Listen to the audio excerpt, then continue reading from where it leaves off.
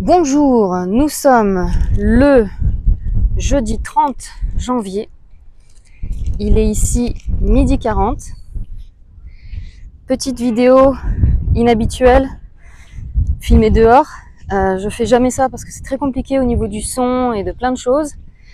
Mais cette vidéo, c'est un clin d'œil à Monsieur Mouton. Parce que j'ai fait une vidéo récemment sur les oxalates, ou en tout cas particulièrement sur le sujet d'Oxalobacter formigène, et où je l'ai mentionné quelques secondes à la fin de ma vidéo, et je l'ai mentionné aussi dans la vignette. Alors, cette vignette, elle n'a pas trop plu apparemment, donc Monsieur Mouton a fait une réponse à ma vidéo que j'ai trouvé assez modérée, parce que c'est vrai que j'ai vu comment il peut répondre dans les commentaires à certaines personnes avec qui il n'est pas d'accord, et ça peut être assez virulent, mais c'est vrai que je l'ai trouvé assez respectueux globalement, malgré avec moi, malgré le fait qu'il n'ait pas aimé être affiché. Je viens de perdre ma petite feuille de papier parce que j'ai pris des notes de ce que je voulais lui dire, en tout cas de ce sur quoi je voulais réagir. Ok, je l'ai récupéré. C'est une des raisons pour lesquelles je ne fais jamais mes vidéos en extérieur. C'est une vraie galère, je ne sais même pas si vous allez m'entendre avec le vent. Alors j'en profite pour vous montrer. Donc je suis sur la plage, je suis au Mexique. Donc contrairement à Monsieur Mouton qui est en plein hiver quelque part en Europe, il me semble qu'il est vers le Luxembourg. Ici il fait bien chaud. Ok, donc alors première chose. Pourquoi j'ai fait cette vidéo où j'ai mentionné Monsieur Mouton? Et ben tout simplement, en fait, dans ma miniature, vous voyez bien qu'il y a marqué. Bon, alors je l'ai changé parce que voilà, je l'ai précisé aussi que je l'ai changé la miniature pour pas le froisser. Mais dans la miniature originelle, j'avais marqué Oxalobacter formigène. Pourquoi le docteur Mouton et les carnis se trompent? Donc je l'ai changé et j'ai mis à la place Oxalobacter formigène. Pourquoi je ne suis pas d'accord avec le docteur Mouton et les carnis. Voilà, je pense que c'est peut-être un petit peu moins, ça peut être un petit peu moins mal perçu comme ça. Donc, dans cette vignette, il y a bien marqué en premier Oxalobacter formigène, et c'est sur ce sujet-là que je trouve que Monsieur Mouton et les carnis se trompent.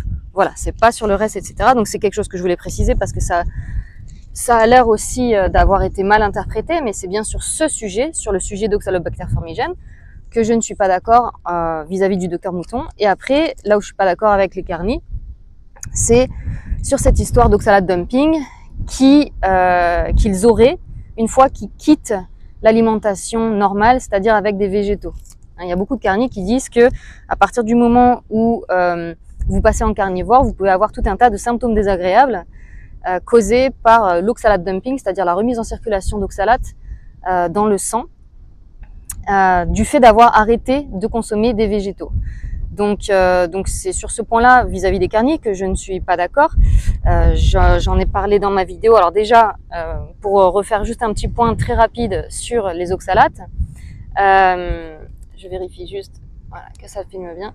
Sur les oxalates, déjà, c'est quelque chose à la mode depuis quelques années. Enfin, depuis quelques années, quelques mois, je dirais. Surtout dans le monde de carnivores et cétogènes où ils ont tendance à diaboliser tous les aliments végétaux. Et donc, les oxalates, c'est une nouvelle marotte depuis quelques temps, et on voit circuler des vidéos YouTube avec des vignettes qui disent pourquoi je ne mangerai jamais ça avec une feuille de salade, pourquoi c'est super dangereux de manger du chocolat, ou c'est super dangereux de boire du thé, enfin des trucs vraiment que je trouve ridicules parce que les oxalates, les problèmes de cristaux d'oxalates, ça ne touche qu'une très petite partie de la population.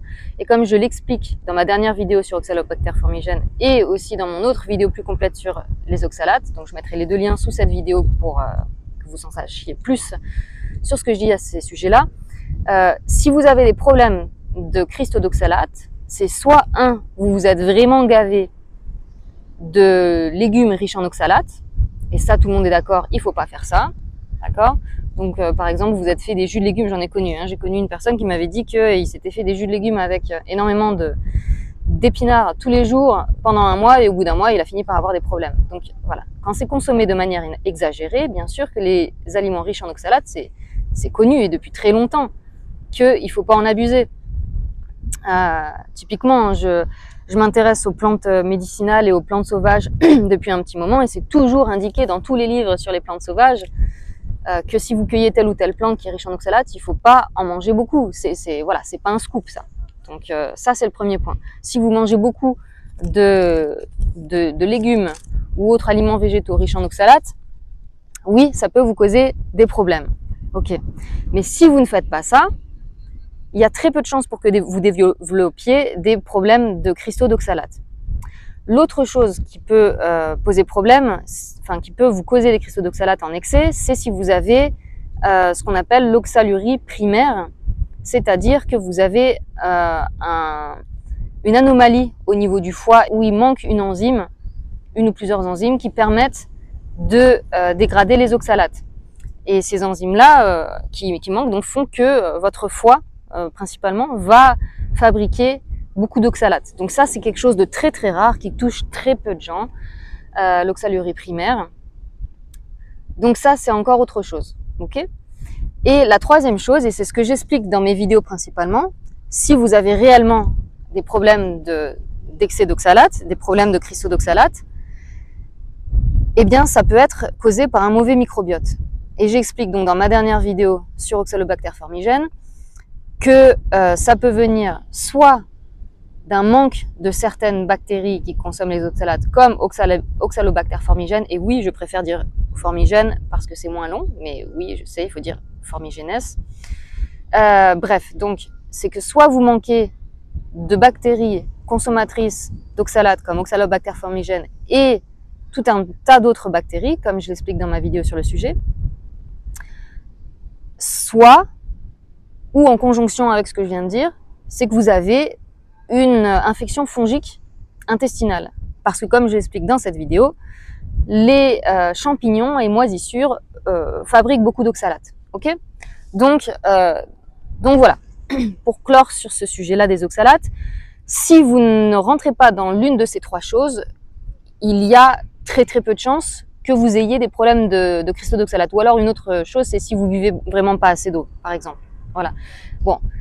Pour plus de détails, encore une fois, allez voir mes vidéos parce que cette vidéo-là, c'est pas pour repartir sur expliquer les oxalates parce que je l'ai déjà fait dans ces deux vidéos. Mais donc, pour revenir au sujet du docteur Mouton, je le connais très peu, hein, le docteur Mouton. J'ai déjà lu un papier qu'il a coécrit avec d'autres scientifiques. Je l'ai dans ce papier, je l'utilise de temps en temps pour revoir certaines choses sur les métabolites urinaires. Et j'ai réalisé il y a pas longtemps en fait que ce papier que j'utilise régulièrement, il a été notamment écrit par le docteur Mouton. Donc le docteur Mouton, je le connais un peu de ce papier-là que je consulte de temps en temps. Et donc oui, il a une chaîne YouTube, mais que je ne regarde pas. Après, je sais que c'est un médecin fonctionnel et je suis en désaccord avec beaucoup de choses avec les médecins fonctionnels. Enfin, je suis en désaccord sur beaucoup de choses avec les médecins fonctionnels, notamment le fait de prendre plein de vitamines et minéraux isolés. Bon, ça c'est pareil, je ne vais pas développer ce sujet ici parce que j'ai fait plein de vidéos à ce sujet et j'ai aussi écrit un article à ce sujet. Je mettrai les liens dessous si vous voulez aller les voir. Mais donc voilà, le docteur Mouton, je le connais peu. Si j'ai fait cette vidéo où je l'ai mentionné, c'est parce que j'ai eu une cliente, je crois que c'était au mois de novembre. Oui, c'est ça, c'était au mois de novembre, j'ai eu une cliente qui m'a parlé du docteur Mouton et du fait qu'il lui avait dit qu'elle avait probablement des problèmes d'oxalate. Et comme je vous dis, c'est une marotte pour beaucoup de gens et je suis vraiment persuadée que comme c'est une mode, ça fait partie des choses dont on parle, dont tout le monde parle d'un coup et que du coup tout le monde se persuade qu'il a. Je dis pas que personne n'a ce problème-là, comme je viens de le dire au début, mais je pense que comme c'est à la mode, eh ben beaucoup de gens vont se persuader qu'ils ont ça, alors que ça peut être tout un tas d'autres choses quand ils ont leurs symptômes. En plus, ma cliente m'avait dit que du coup, elle avait fait des analyses pour voir si elle avait un excès d'oxalate dans ses urines et elle n'en avait pas. Donc voilà. et que donc elle me disait que ce docteur Mouton conseillait de prendre un type spécifique de bactéries si on a des problèmes d'oxalate. Et donc c'est pour ça que j'ai fait ma vidéo. Et c'est pour ça que je mentionne le docteur Mouton en relation avec cette bactérie, Oxalobacter formigène. Voilà, c'est rien de plus, rien de moins. Et après, si vous regardez ma vidéo, ce n'est pas une attaque contre le docteur Mouton, pas du tout. Et d'ailleurs, là-dessus, je voulais réagir sur un des commentaires qu'il a laissé sous sa vidéo en réponse à ma vidéo, où il dit que j'ai fait ça pour le ridiculiser. Mais absolument pas. Ça m'a même choqué quand j'ai vu qu'il disait ça. Pour le ridiculiser, regardez ma vidéo, je vois pas en quoi je le ridiculise. Je dis juste que je suis pas d'accord avec lui sur le fait de dire que prendre Oxalobacter formigène, c'est nécessaire pour se débarrasser de cristaux d'oxalate. C'est tout ce que je dis. Voilà. Donc j'ai pas voulu lui manquer de respect. Après, je peux comprendre qu'effectivement le titre de ma vignette, était indélicat, donc c'est pour ça que je l'ai changé. Voilà, donc je pense qu'il passe mieux comme ça. Si jamais le docteur Mouton trouve encore que ma vignette n'est pas correcte, qu'il me le fasse savoir, et puis voilà, on avisera. Voilà, alors pour répondre à certains points que je me suis noté, donc déjà au tout début de la vidéo, il dit que je l'associe avec les carnivores, alors pas du tout, hein, comme je viens de vous expliquer en début de vidéo. Je parle des carnivores et je parle du docteur Mouton pour deux choses différentes dans cette vidéo. Le docteur Mouton, je parle de lui par rapport à Oxalobacter formigène, comme je viens de l'expliquer, et les carnivores par rapport à cette mode où ils disent que d'un coup, quand on arrête toutes les sources d'oxalate et qu'on devient carnivore, boum, on va avoir plein de symptômes et c'est la relâche d'oxalate dans le sang qui cause plein de symptômes. Voilà, c'est deux choses différentes que j'adresse de manière séparée. Et donc je ne fais pas d'association entre le docteur Mouton et les carnis. Et puis en plus, comme je disais, je connais très peu le docteur Mouton, donc j'en sais rien s'il est carni ou pas. Mais comme j'ai regardé sa vidéo réaction à la mienne, apparemment il ne l'est pas, mais c'était pas le sujet de toute façon. Donc bien sûr que non, je ne l'associais pas avec les carnis. C'était deux choses séparées, même si c'était dans la même phrase. Mais si vous écoutez la vidéo, vous voyez bien que ça n'a rien à voir. Ensuite, mon avis sur le carnivore d'ailleurs. Donc je ne suis pas anti-régime carnivore, je ne suis pas anti-cétogène non plus, je ne suis même pas anti-végane, bien qu'à la base je suis plus anti-végane que les autres diètes extrêmes. Mais en fait, si vous voulez, ces diètes extrêmes que je viens de citer, elles peuvent être tout à fait salvatrices pour tout un tas de gens qui ont tout un tas de symptômes. Après, tout le monde est différent, mais il m'est arrivé, moi aussi, et il peut encore m'arriver de conseiller le régime carnivore. Bon, alors cétogène, non, parce que je trouve que ça peut trop... Alors, mais encore une fois, c'est au cas par cas. C'est tout l'intérêt, en fait, de faire une consultation avec un naturopathe ou un praticien de santé quel qu'il soit. L'intérêt de la consultation, c'est justement de ne pas partir dans des conseils généraux, dans des trames générales. On ne peut pas faire ça. C'est pour ça que moi, ce que je conseille comme alimentation, c'est l'alimentation à la Weston Price, parce que c'est une alimentation où on ne diabolise aucun nutriment, aucun macronutriment. On conseille juste d'éviter le plus possible tout ce qui est aliments transformés. Voilà, c'est tout. Et donc, ça reste une alimentation très, très variée et très normale, entre guillemets. Voilà. Et après, c'est au cas par cas qu'il faut voir s'il y a des choses à enlever ou à rajouter en ce qui concerne cette alimentation et en ce qui concerne les autres alimentations. Donc, encore une fois, si je vois quelqu'un qui a des gros soucis intestinaux, qui ne tolère pas les fibres, des végétaux, etc., bah, effectivement, je vais lui conseiller de soit faire une diète carnivore pendant quelques jours, quelques semaines, histoire de désinflammer un peu ses intestins, oui, soit de ralentir sa consommation de légumes ou de les consommer autrement. Voilà.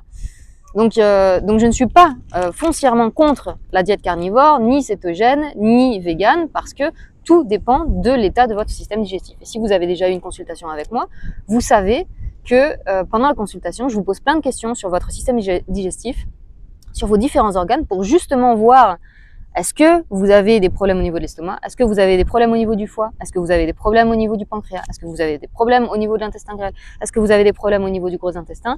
Est-ce que vous avez des problèmes hormonaux?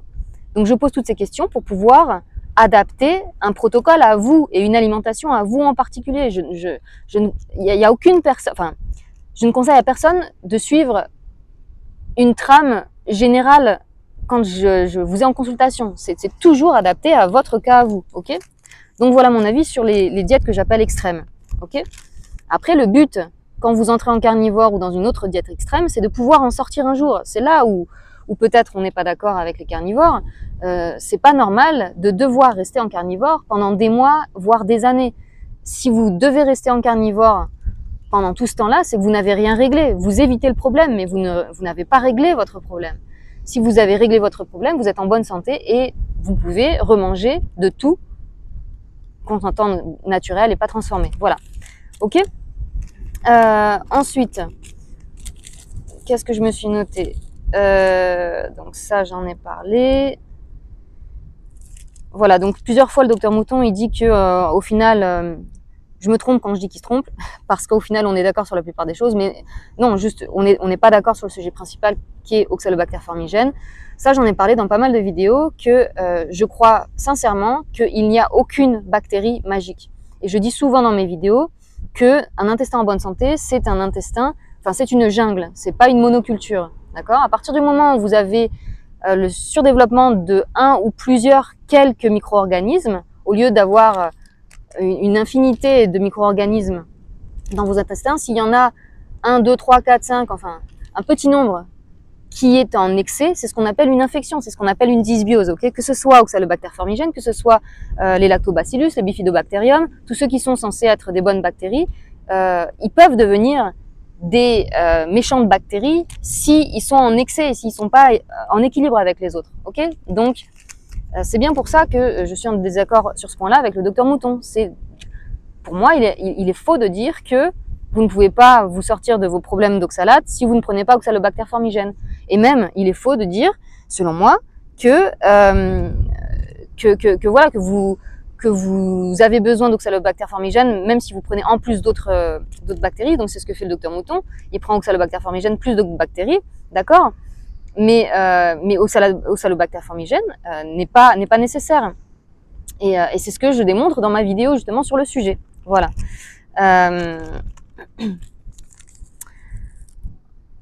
Voilà. Ensuite, donc si on a vraiment des problèmes d'oxalate, comme je le disais déjà, à voir si c'est vraiment ça, puisque comme je vous dis, c'est une mode et beaucoup de gens vont se dire ça y est, c'est ça que j'ai, alors qu'en fait pas du tout. Donc ils sont en train de taper à côté. Moi, j'en vois plein des gens qui se persuadent d'avoir tel ou tel problème parce que c'est à la mode. Si vous saviez le nombre de personnes qui m'ont consulté parce qu'ils étaient persuadés d'avoir un SIBO ou une candidose, parce que c'est vrai que moi je me suis spécialisée là-dedans, donc j'ai beaucoup de gens qui me contactent parce qu'ils sont persuadés d'avoir une candidose, et quand je les ai en consultation, je sais pas, c'est la majorité d'entre eux, hein, de ces gens qui sont persuadés d'avoir une candidose, qui en fait n'en ont pas, et leur problème est ailleurs. Donc c'est pour ça que je vous dis attention avec ces modes, parce que ce soit candidose ou que ce soit les cristaux d'oxalate, ça peut regrouper tellement de symptômes que ça peut ressembler à plein d'autres problèmes, à plein d'autres maladies.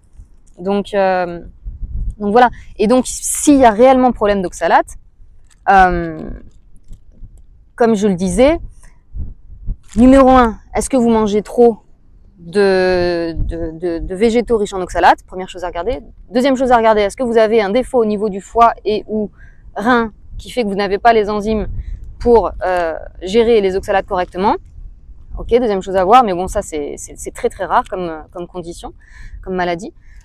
Et 3, comment est votre microbiote intestinal? Comment est votre intestin? Donc c'est vraiment ça qu'il faut regarder si vous avez réellement des problèmes d'oxalate. Donc si vous faites attention à ce que vous mangez, si vous gavez pas d'oxalate dans votre alimentation, ben, il y a des chances que votre cas ce soit le numéro 3. C'est pour ça que j'insiste dans mes vidéos sur les oxalates, sur l'importance de la santé intestinale si vous avez réellement des problèmes d'oxalate. D'accord? Et l'importance de l'intestin, de la santé intestinale, c'est pas seulement si vous prenez des probiotiques. Par exemple, pour le docteur Mouton, il dit qu'il prend l'Oxalobacter formigène plus d'autres probiotiques pour régler ses problèmes d'oxalate. Ok, pourquoi pas, c'est une chose, mais comme je l'explique dans ma vidéo, moi je pense que la cause numéro 1 quand il y a ce genre de soucis, c'est non seulement un manque de bactéries, mais surtout une dysbiose fongique, parce que les champignons et moisissures fabriquent beaucoup d'oxalate. Donc, c'est pas seulement prendre des probiotiques, c'est nettoyer, entre guillemets, son système digestif, nettoyer sa flore intestinale pour la reconstruire correctement, et c'est ce que je propose avec mon protocole pour régénérer son intestin.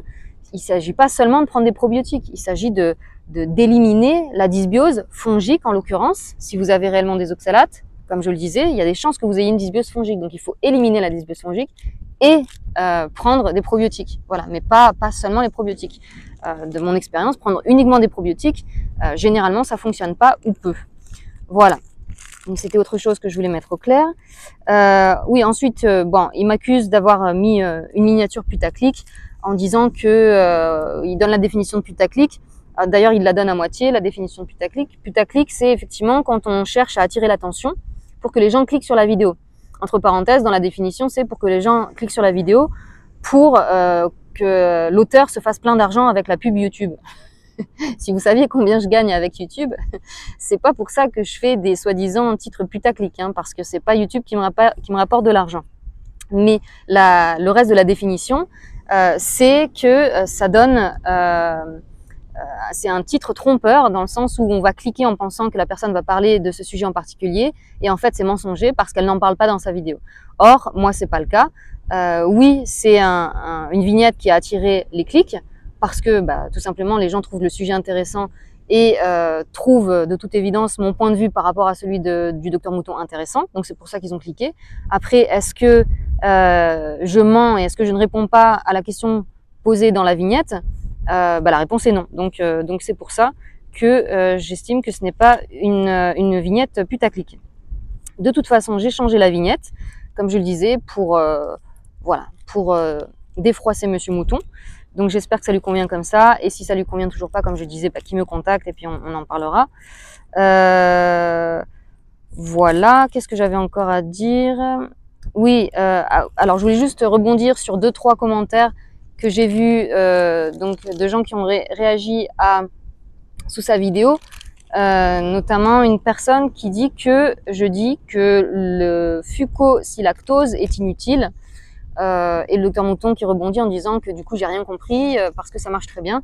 Alors cette personne qui dit que je dis ça, apparemment c'est quelqu'un que j'ai eu en consultation, donc je sais pas qui c'est, je sais pas quand je l'ai eu en consultation, mais en tout cas cette personne, je pense, n'a pas acheté mon programme, parce que dans mon programme, dans mon PDF, j'ai bien listé le fucosilactose comme complément pour réparer l'intestin. Donc non, je ne dis pas que ça sert à rien.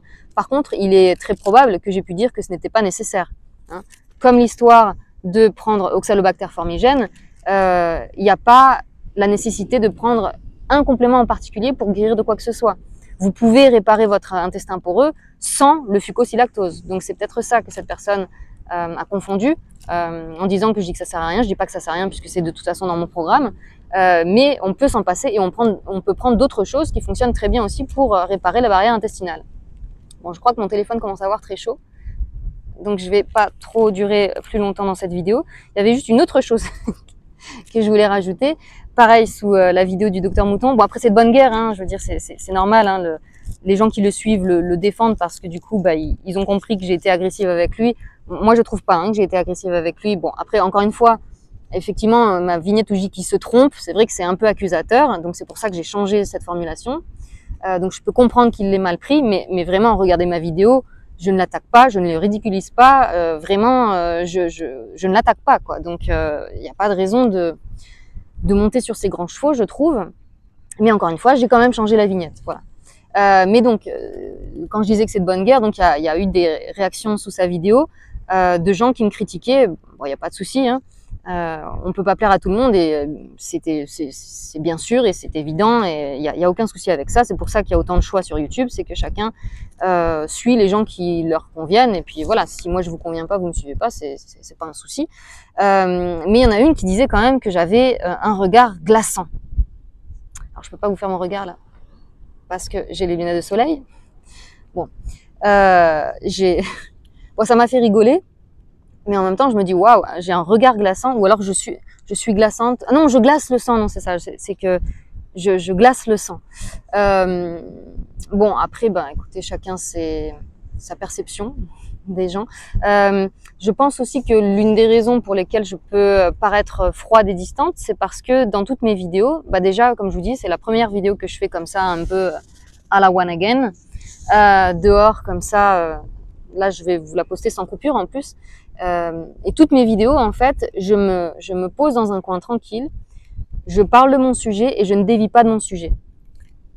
Et je suis très protectrice de ma vie privée Et sur les réseaux, notamment dans les formats courts, les shorts, les TikTok, les Instagram, généralement ces formats courts c'est fait pour partager plus de sa vie privée. C'est vrai que moi je suis pas très à l'aise avec ça, parce que moi je fais mes vidéos pour apporter des choses aux gens, des connaissances aux gens, mais après je pense que de un, ma vie privée ils s'en fichent, et de deux, même moi de mon côté je vois pas trop l'intérêt de vous partager ma vie privée. Donc je sais que je peux paraître froide et très carrée dans mes vidéos, mais c'est parce que je veux être très carrée. Alors je veux pas spécialement être froide, mais le fait d'être très carrée et concentrée dans mon sujet et ne pas dévier du sujet, je pense que ça peut expliquer. Bon bref, après peu importe, si je glace le sang de certaines personnes, effectivement, il n'y a pas d'intérêt qu'ils me suivent. En tout cas, vous qui me suivez, j'espère que vous n'avez pas le sang trop froid au bout de... Combien de minutes on en est? 25 minutes. Je vais arrêter ma vidéo là. En plus, il fait chaud ici, il fait dans les 30 degrés. Donc normalement, tout va bien. Voilà. Hop, je vous laisse avec l'océan Pacifique du côté du Mexique. Et je vous dis à bientôt et j'espère que cette vidéo aura un petit peu aplani les choses et aura défroissé Monsieur Mouton et les gens qui le suivent. Et puis je sais encore une fois aussi qu'on a des personnes en commun. Il y a des gens qui suivent Monsieur Mouton et il y a des gens qui me suivent.